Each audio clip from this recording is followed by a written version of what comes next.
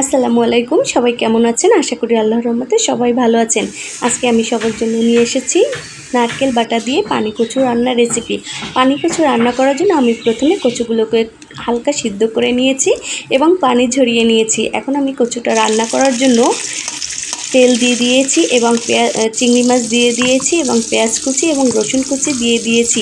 রসুন কুচিটা অবশ্যই একটু বেশি পরিমাণে দিবেন। এখন আমি এটাকে একটু ভাজা ভাজা করে নিচ্ছি এবং কচুগুলো দিয়ে দিয়েছি। এখন আমি পরিমাণ মতো লাল মরিচ গুঁড়ো এবং পরিমাণ মতো হলুদ গুঁড়ো দিয়ে দিচ্ছি।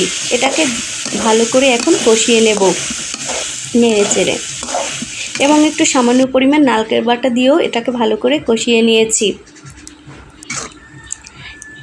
এটা সিদ্ধ হওয়ার জন্য সামান্য পরিমাণ আমি পানি দিয়ে দিয়েছি এবং নারকেল বাটা আবারও একটু বেশি পরিমাণে দিয়ে দিচ্ছি। এখন আমি কিছুক্ষণ জাল করে নিয়েছি। আমার এটা সম্পূর্ণ হয়েছে রান্নাটি। দেখেন কালারটা কত সুন্দর এসেছে নারকেল বাটা দেওয়ার কারণে। আশা করি আমার ভিডিওটি ভালো লাগলে অবশ্যই লাইক